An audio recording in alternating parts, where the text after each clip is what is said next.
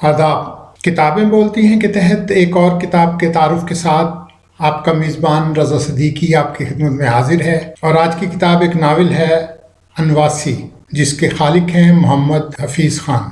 हफीज़ ख़ान बहावलपुर से ताल्लुक़ रखते हैं, रेडियो प्रोड्यूसर रहे, सेशन जज रहे, बहुत सी किताबों के खालिक हैं। अनवासी से पहले सराइकी ज़बान का एक नावल अध अधूरे लोग दे चुके हैं। ये नावल जदीद सराइकी नसरी अदब में खूबसूरत इजाफ़ा है। उसकी ज़बान में सराइकी की तमाम लज्जत और मिठास मौजूद है। ये एक मुकम्मल नावल है जिसमें नावल के अनासिर खमसा मौजूद हैं, यानी कहानी, प्लाट, किरदार, मुकालमे और ज़बान व बयान के अलावा मंजर निगारी मिसाली है। हफीज़ ख़ान, जैसा कि मैंने कहा, अपने पहले सराइकी नावल में अनासिर खमसा सारे के सारे मौजूद हैं। यही बात मैं कहूँगा अनवासी के बारे में। और अब आते हैं इसी नावल अनवासी की तरफ। अनवासी क्या है? क्या ये नावल का कोई किरदार है, उसके किसी किरदार का नाम है? नहीं साहब, ये किरदार का नाम नहीं है। इस नावल में अनवासी नाम का कोई किरदार नहीं है। नावल शुरू करने से पहले मेरा क़यास था कि अनवासी का मतलब है गैर मुकामी होना, मगर जब नावल में उसकी हीरोइन संगरी को उसका नीम शोहर सैदा पामाल कर देता है और सतलुज पर रेलवे पुल बनाकर वहाँ से ट्रेन गुज़रने के लिए अंग्रेज़ मंसूबा के साज़ों का साथ देता है और सतलुज वासी अपने दरिया की बेआबरूई पर बद्दुआ करता है, तो मैंने अपने एक सराइकी दोस्त से रब्ता किया, जिसने मुझे बताया कि जिनसी एतबार से खंगाली गई औरत को अनवासी कहते हैं। अनवासी सिर्फ संगरी की कहानी नहीं, बल्कि ये इंसानी नफ्सियात, हालात की कशमकश, मजहबी मुनाफरत, मोहब्बत, नफ़रत, ज़िद और अना की एक दिलचस्प दास्तान है। ये माशरे की वो तस्वीर है जिसमें अमूमन कई संगरियाँ किसी सैदे के हाथ पामाल होकर ज़िंदगी की जानिब दोबारा लौटने की जद्दोजहद करती हैं। अपनी बका और जीने की आरज़ू लिए वो ज़ाहिरी तौर पर हर माशरती रस्म व रिवाज की बागी दिखाई देती हैं। उनके लिए हर मर्द सिर्फ़ एक चम और मांस खाने वाली बला से ज़्यादा कुछ नहीं होता। हम बात कर रहे हैं मोहम्मद हफीज़ ख़ान की के नावल अनवासी की। अनवासी उर्दू ज़बान में लिखा हुआ नावल है। मोहम्मद हफीज़ ख़ान इससे पहले सराइकी ज़बान में एक नावल दे चुके हैं जिसका उर्दू तर्जुमा भी हो चुका है।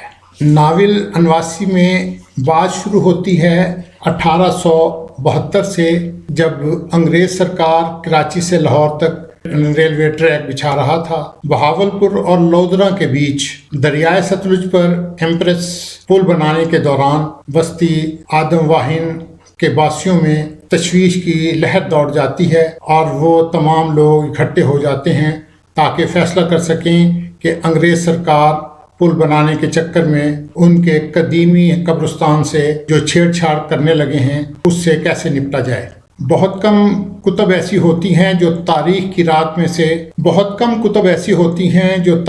रात में दबे हकीकी वाक़यात की चिंगारियों को दोबारा भड़कने के काबिल बनाती हैं। ऐसी कुतब को नावल का रूप देकर मुसन्निफ़ फ़र्ज़ी किरदारों के सहारे हकीकत के ऐसे पुल कायम करता है जिस पर चलते हुए कारी बहुत से तारीख़ी हक़ाइक़ का नज़ारा करता है। अनवासी ऐसा ही नावल है जिसे मोहम्मद हफीज़ ख़ान के कलम ने सिर्फ़ मौजूदा वक्त के लिए नहीं बल्कि आने वाली कई सदियों तक के लिए ज़िंदा रहने का आब हयात अता कर दिया है। मुसन्निफ़ ने इस नावल के हर किरदार में रूह फूंक कर उसे कारी के सामने लाकर खड़ा कर दिया है कि गोया वो उनके इर्द गिर्द घूमता फिरता कोई मुजस्सम किरदार हो। इस नावल में सैदा बस्ती का एक बांका हट धर्म और बहादुर जवान है जो अंग्रेज़ को इस इरादे से बाज रखने की कोशिश करता है, चाहे उसके लिए उसे जान से ही हाथ क्यों ना धोने पड़े। उसे अपने वटकों की कब्रों की मिट्टी से उनकी خوشبو محسوس ہوتی ہے، اور یہی بات وہ اپنے جیسے ایک دوسرے نوجوان منگر کو کہتا ہے کہ اس بستی سے اٹھ جانے والے کیسے کیسے لوگ اس قبرستان کی مٹی میں ملے ہوئے ہیں۔ تم کہتے ہو کہ ہم ان کی ہڈیاں نکال کر کسی دوسری جگہ کر دیں، مگر ان کے ماس کا کیا کرو گے جو پانی بن کر اس مٹی میں جذب ہو چکا ہے؟ کیا صرف ہڈیاں ہی انسان کی آخیر ہوتی ہیں؟ وہ ماس جس سے ہم پیار کرتے ہیں، جو ہماری صورتیں بناتا ہے، ہمارے نقوش کو ترتیب دے کر ہمیں ایک دوسرے سے الگ بناتا ہے، کیا وہ ہمارا آخیر نہیں ہوتا؟ اس کا کیا کرو گے؟ کہاں لے جاؤ گے یہ مٹی جو میرے پیاروں کے ماس میں گندھی ہے؟ خوشبو ہے ان کی اس مٹی میں۔ منگر سیدہ کی طرح بہادر تو ہے، مگر اس کی طرح جوشیلا اور عقل کو جذبات کے ہاتھوں مغلوب نہیں ہونے دیتا۔ امن اور حکمت سے اس ساری صورتحال سے نبٹنا چاہتا ہے۔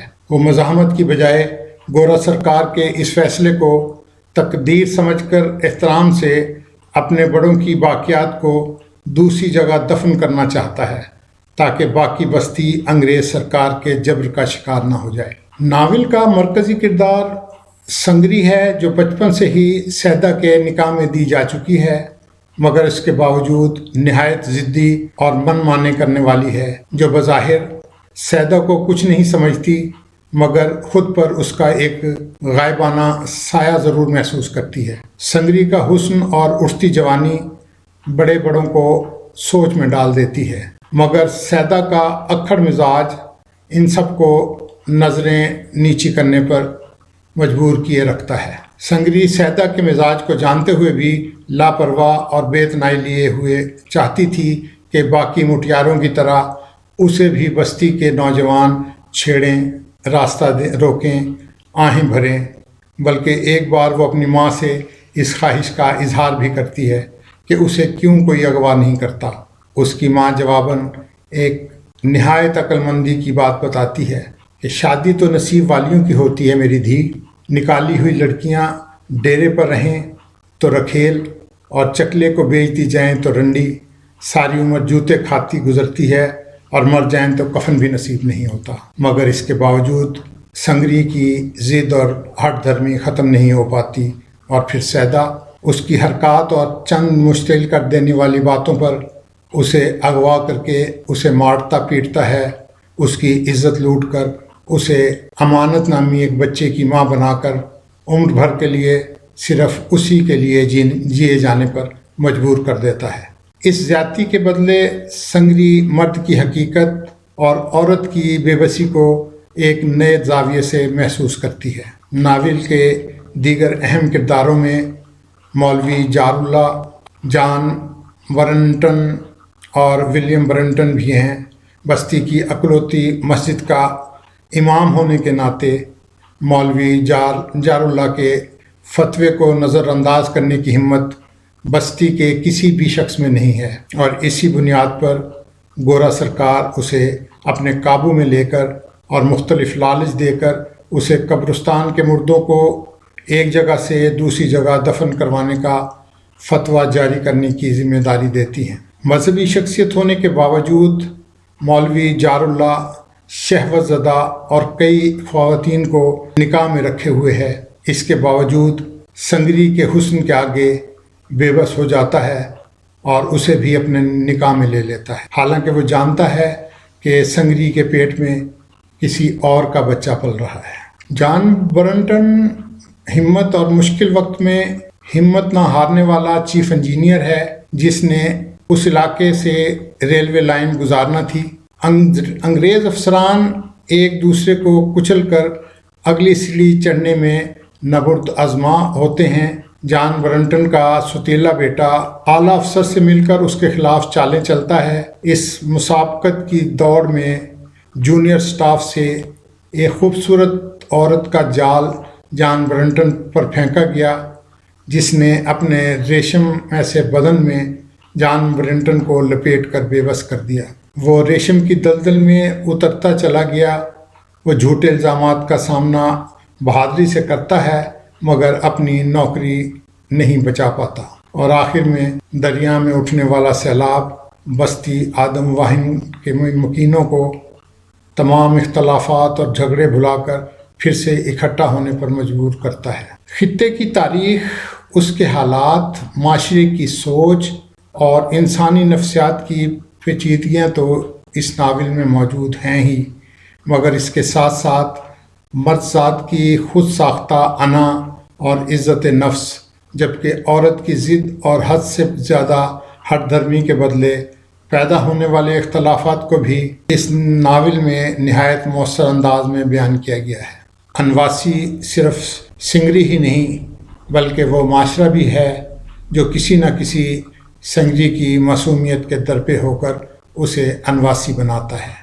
روانی اتنی ہے کہ قاری سحر زدہ انداز میں اسے پڑھتا چلا جاتا ہے۔ مکالموں کی برجستگی اور مقامی و سرائکی الفاظ کا برمحل استعمال اس ناول کو مزید خوبصورت بناتا ہے۔ محمد حفیظ خان کا یہ خوبصورت ناول اردو زبان میں ایک خوبصورت ناول جس کے 350 صفحات ہیں، 350 سے زیادہ ہیں لیکن 350 پہ ناول ختم ہو جاتا ہے۔ تو یہ 350 صفحات کا ناول، 350 صفحات کا ناول جس کا یہ دوسرا ایڈیشن ہے۔ یہ ناول اسی سال کے شروع میں چھپا تھا اور چند ماہ کے اندر یہ جو ہے سیل آؤٹ ہو گیا، اس کی 90% کاپیاں جو ہیں وہ سیل آؤٹ ہو گئیں۔ اب اسے نئے انداز میں، خوبصورت انداز میں بک کارنر جہلم نے شائع کیا ہے۔ اس کے بارے میں محمد حامد سراج مرحوم کہتے ہیں کہ انواسی پڑھ لیا، اب میں کیا کروں بھائی، کیا مطالعہ کروں، کوئی کتاب من کو ہی نہیں لگ رہی۔ تو یہ ایک بہت بڑے ادیب کا انواسی کے بارے میں مختصر سا کہنا ہے۔ یہ خوبصورت کتاب بک کارنر جہلم نے شائع کی ہے۔ بک کارنر جہلم کی یہ کتاب جس کی قیمت 900 روپے مقرر کی گئی ہے۔ بک کارنر جہلم کا پتہ جو ہے آپ لکھ لیجئے، بک کارنر شو روم اپوزٹ اقبال لائبریری، بک اسٹریٹ، جہلم۔ ان کا فون نمبر سن لیجئے، 292 پاکستان کا کوڈ 5444، جہلم کا کوڈ 278051، دوسرا نمبر ہے 92 پاکستان کا کوڈ 314 اور اس کے آگے 44408882، یہ ان کا فون نمبر ہیں۔ یہ ناول ایک پڑھنے کے لائق ہے۔